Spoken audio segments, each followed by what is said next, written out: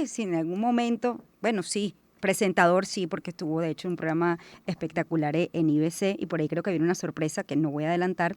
Y Guillermo Carrasco, cantante, compositor, locutor, productor venezolano. Qué gusto tenerlos aquí. Los quería tener para el Día del Padre, pero no se pudo. Entonces hoy es el Día del Padre en este programa, ¿no? Ah, muy Porque bien, muy bien. Buenos días. buenos días, ¿cómo están? ¿Cómo les va? ¿Cómo le va? Todo bien. Hoy quise contar esta historia, la quería contar antes, pero bueno, no se pudo por cuestiones de agenda. Pero ustedes tienen una historia muy bonita y particular, y la conozco, Guillermo, porque Luis Jerónimo siempre, cuando he tenido la oportunidad de hablar con él, la ha contado, ¿no? Y yo quisiera irme a ese primer momento en el que ustedes se conocieron. Yo no recuerdo. O sea, tú creciste Ya, con ya. Guillermo. Mira, yo me desperté y él estaba ahí. A ver, Sí, la hace mucho primera vez tiempo. cuando usted se enamoró de su mamá, Ajá. bueno, venía con un paquete, ¿no? Un paquete, Claro, un paquetico. 4 paquetes. Había Ah, ah, sí, Había 4 paquetes. había todo pero, un y así buque. todo usted aceptó, pues, todo el combo, ¿no? Como dicen, para no Claro, decir paquete. sí, Pero eran otros hablemos tiempos. de ese encuentro, ¿no? Entre, bueno, no solamente enamorarse de la mamá de Luis Jerónimo, sino de, bueno, de convertirse en una figura importante en la vida de cada uno de ellos. Sí, de alguna manera lo puedes ver de muchas maneras. Un privilegio por una parte, por otra parte una suerte en ese momento la afinidad de las personas era importante. O sea, trabajábamos en lo mismo o nos conocimos haciendo teatro, ese tipo de cosas. Y bueno, era como un paso lógico y la gente es como es y trae lo que trae consigo. Y ese es un poco el principio de la relación. Ahora imagínate, Luis Jerónimo tenía como 10 meses, una cosa ¿Qué así. sé yo? Ya ni me acuerdo. Yo no me Sí, acuerdo de estaba eso. muy pequeño. Pero Pero bueno, esas cosas son típicas de la gente del ambiente. A eran ver, 4 muchachones. O sea, Sí, señor. aparte, como para generar más mérito, Guillermo estaba bastante joven como para esa responsabilidad. Es Mm. decir, Sí, uno... sí, sí, ¿qué edad tenía usted, Guillermo? Usted tenía 21, 21, 22. 22, 22 años con 4 muchachos, exacto. que no eran de él, ¿eh? Claro, No tuvo tiempo para engendrarlos. Es decir, no había tenido tiempo. además era un reto, ¿no? Sí. Imagínate, en esa época. A ver, ¿cómo marcó Guillermo tu vida? Porque bueno, tú también tenías una relación preciosa con tu papá. Sí, ¿No? claro, en todos los sentidos, es decir, la convivencia te marca, el ejemplo te marca. Hubo un momento donde la gente me decía, pero tú te pareces a Guillermo, y yo decía, ¿qué?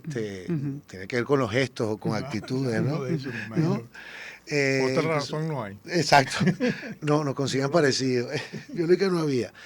Pero en todo, en el ejemplo, aparte siempre le digo, Guillermo nunca quiso imponerse como padre, era una figura que estaba ahí, que acompañaba y, y ejerció como padre más desde el ejemplo eh, que imponiendo cosas, ¿no? Ujú. Ahí todavía muchas de mis mañas o cosas vienen de esa crianza, de esa convivencia con Guillermo, que fueron que 18 años, 17 años Sí, más o algo menos, así, 18 años. más o menos. 18 años en convivencia en En casa, en casa, casa. exacto. Ahora, esto es interesante, ¿no? Es bueno, yo soy la figura o el padre de crianza, es decir, que estoy en contacto 18 años en la cotidianidad, bueno, pero él tenía a su papá, ¿no? ¿Cómo uno establece ese límite, ¿no? Es decir, el no traspasar, bueno, el papel que debe jugar cada quien. ¿Y qué papel, Guillermo, quisiste jugar tú en la vida de Luis Guillermo, de Pues Luis mira, Jerónimo? la verdad es que habiendo, como de hecho había padres biológicos, pues no había mucho que hacer.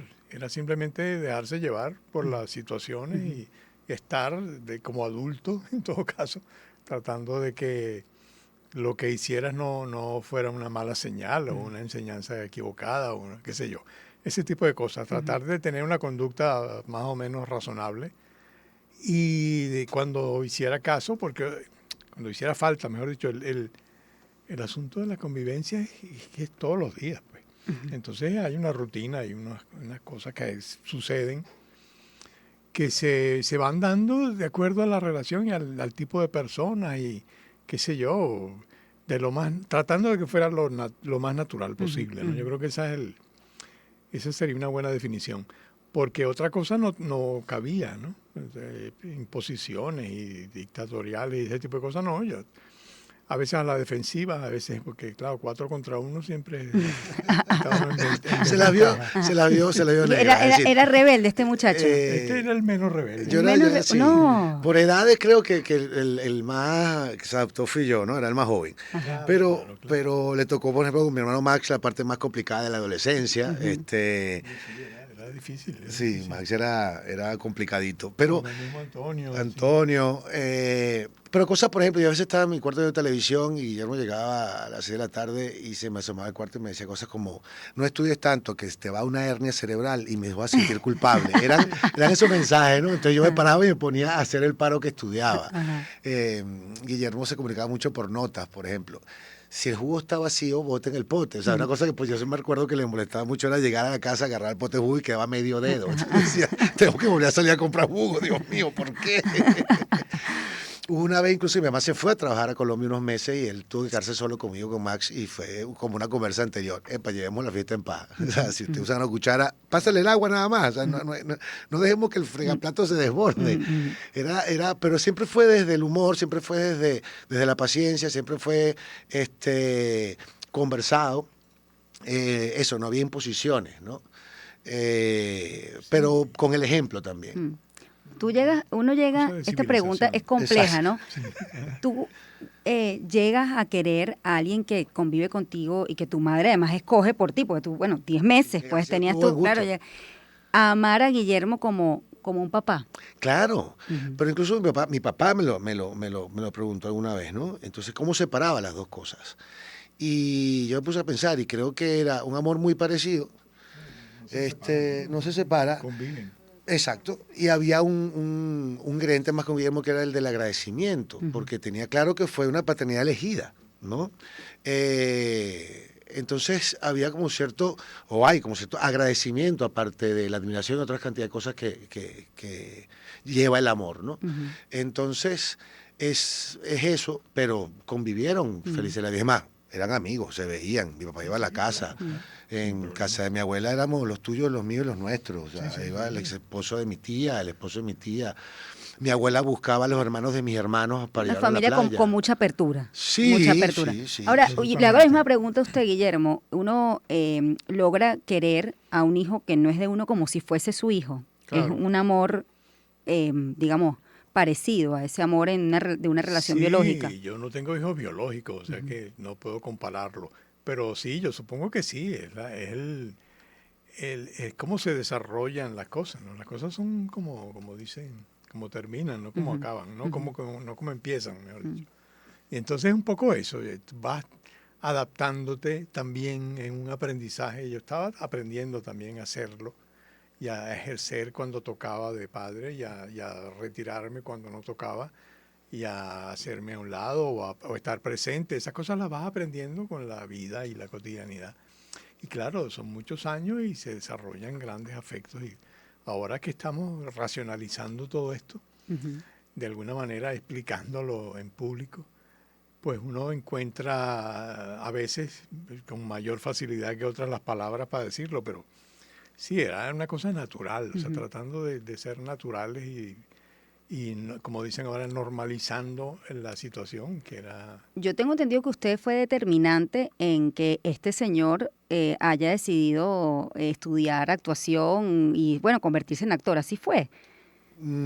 Tú le pediste un consejo. Un consejo. No, pero un consejo. No, Guillermo, creo que él te dio un consejo. No, Guillermo, Pues tú me querías. me llevó a comprar la primera ropa que iba a hacer ahora en una novela. En la obra de abril, él fue el que me llevó a comprar la ropa. Pero tú le pediste un consejo a él. No, eso creo que fue que te conté, fue con la universidad. Ajá, la universidad. Ok, ¿qué pasó allí? Nada, yo recuerdo que yo empecé en la universidad, yo ya trabajaba, me pagaba mis estudios, mis cosas, no sé qué, y un día yo entré a educación, porque el promedio no me daba para comunicación, ni sobornando a nadie. Que él tenía razón, mira, no te pongas a estudiar tanto. Exacto. Ajá. Y un día estaba obstinado, ya estaba separado de mi mamá, y lo llamé y le dije, invítame a almorzar porque voy a dejar la universidad. Y nos fuimos a almorzar y me dijo, ¿qué es lo que te pasa? ¿No? Y le dije, bueno, mira, estudio de noche para seguir trabajando, ¿no? No tengo carro, salgo a las 11 de la noche a guindarme el último Metrobús que sale de la Católica. Trabajo menos, ando sin dinero, ando en la ruina y la carrera no me gusta. Entonces me dijo, bueno, vamos a hacer una cosa, dime... Sí, me dijo, vamos a hacer una cosa, dime los días que sales más tarde que yo te busco, dame tu número de cuenta que yo te depositaré algo mensualmente ahí y que no te guste la carrera, pon de tu parte, muchacho. Dejo porque la vida no es color de rosa. Eso me mantuvo unos 6 meses más en la universidad, pero ya después no se dio. ¿Y cómo te sientes tú, Guillermo? Bueno, lo ayudaste, ¿no? Pero luego de ver la carrera que hizo Luis Jerónimo. No, me parece fabuloso, además lo más natural.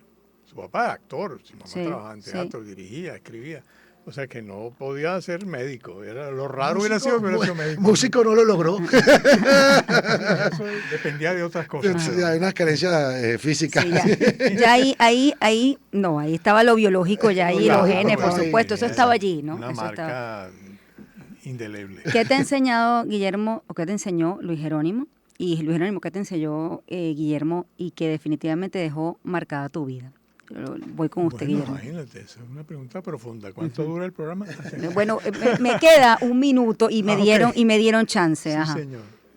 Bueno, yo he aprendido mucho a ser una persona cariñosa, afectuosa, normal y que es posible serlo con personas con las que no tienes un vínculo sanguíneo, sino que naturalmente, ¿no? Lo cual es una cosa que parece una tontería, pero es maravillosa. Si lo pusiéramos en práctica todos los días con el resto de la humanidad, a lo mejor seríamos un país, un mundo y un universo más tranquilo. Sí, qué bonito. ¿Qué has aprendido tú? ¿Cómo te marcó Guillermo en tu vida? Bueno, indudablemente muchísimas maneras. Él más a mí que yo a él, indudablemente, por esa influencia. Primero, bueno, alguien valiente que se enamoró y fue con todo por ese amor en un momento determinado. Pero tuve la suerte de tener 3 figuras paternas maravillosas, que fue mi abuelo, mi papá y Guillermo. Y los 3 coincidieron en algo siempre, que fueron fieles a lo que ellos querían hacer. No se vendían, hablando laboralmente, fueron fieles a sus creencias como actor, como músico, como farmacéuta. Siempre fueron honorables y son 3 personas que a cualquier persona que los conozca les preguntas y van a hablar muy bien de ellos. El mejor ejemplo que me puede haber dejado Guillermo es básicamente ser buen ser humano. Qué bonito. Gracias por compartir esta historia con el público. Luis Jerónimo Abreu, Guillermo Carrasco fueron mis invitados a esta hora. Vamos a hacer una pausa. Ya